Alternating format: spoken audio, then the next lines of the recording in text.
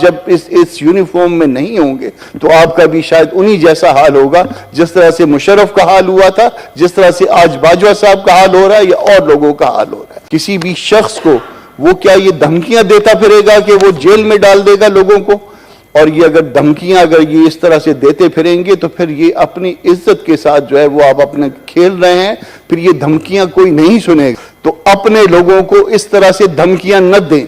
یہ آپ جو کچھ بھی ہیں آج، جو عزت ہے آپ کی، وہ اللہ کے بعد وہ آپ کی اپنے لوگوں کی وجہ سے ہے۔ یہ حق آپ کو نہیں دیا جا سکتا کہ آپ اپنے لوگوں کو کہیں کہ میں آپ کو جیل میں ڈال دوں گا۔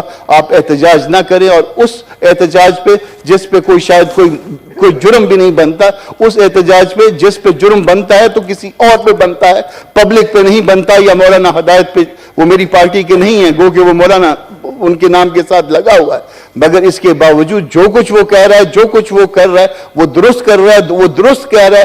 اگر آپ آج اس کی بات نہیں سنیں گے تو کل لوگ آپ سے یہ باتیں زور سے منوائیں گے۔ کسی بھی شخص کو وہ کیا یہ دھمکیاں دیتا پھرے گا کہ وہ جیل میں ڈال دے گا لوگوں کو؟ اور یہ اگر دھمکیاں اگر یہ اس طرح سے دیتے پھریں گے تو پھر یہ اپنی عزت کے ساتھ جو ہے وہ آپ اپنے کھیل رہے ہیں، پھر یہ دھمکیاں کوئی نہیں سنے گا۔ ہمارے پاس وہ طاقت شاید موجود نہیں ہے، مگر بولنے کی اور لکھنے کی طاقت ہمارے پاس موجود ہے، اور ہم اس رویے کو اس طرح کے دھمکیوں کو ہمیشہ مسترد کرتے رہیں گے۔ اور وہ جو ہے اس کے بعد پھر آپ جب اس یونیفارم میں نہیں ہوں گے تو آپ کا بھی شاید انہی جیسا حال ہوگا جس طرح سے مشرف کا حال ہوا تھا، جس طرح سے آج باجوہ صاحب کا حال ہو رہا ہے یا اور لوگوں کا حال ہو رہا ہے۔ تو اپنے لوگوں کو اس طرح سے دھمکیاں نہ دیں۔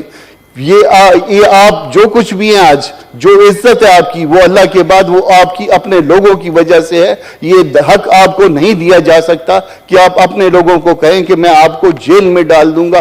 آپ احتجاج نہ کریں، اور اس احتجاج پہ جس پہ کوئی شاید کوئی جرم بھی نہیں بنتا، اس احتجاج پہ جس پہ جرم بنتا ہے تو کسی اور پہ بنتا ہے، پبلک پہ نہیں بنتا۔ یا مولانا ہدایت پہ، وہ میری پارٹی کے نہیں ہیں، گو کہ وہ مولانا ان کے نام کے ساتھ لگا ہوا ہے، مگر اس کے باوجود جو کچھ وہ کہہ رہا ہے، جو کچھ وہ کر رہا ہے، وہ درست کر رہا ہے، وہ درست کہہ رہا ہے۔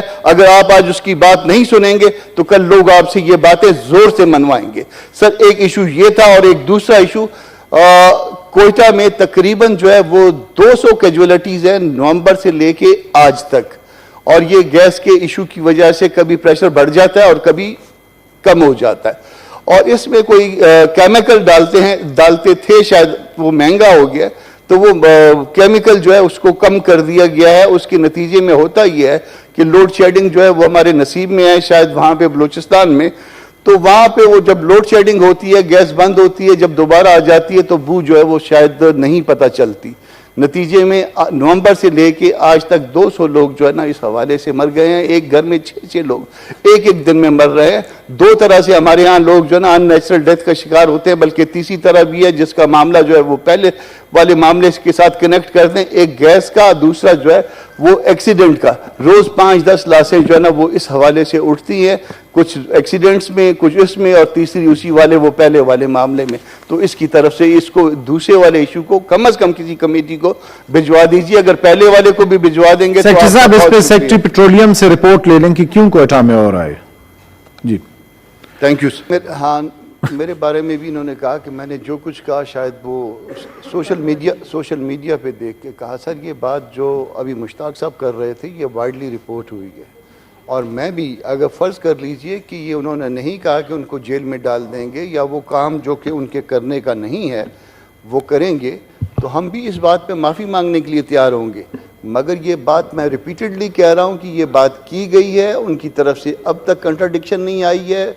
سوشل میڈیا بھی ایک موڈ ہے یہ میڈیا کا، اگر یہاں پہ کوئی چیز سرکولیٹ ہوتی ہے انلیس اس کو کنٹراڈکٹ کیا جائے، اس وقت تک جو ہے نا یہ سمجھا جائے گا، یہ پریزیوم کیا جائے گا کہ وہ خبر درست ہے، اور آج تک اس کی کنٹراڈکشن نہیں آئی ہے۔ یہ حق ان کا نہیں ہے کہ وہ قانون کو ہاتھ میں لیں یا قانون کو ہاتھ میں لینے کی بات کریں۔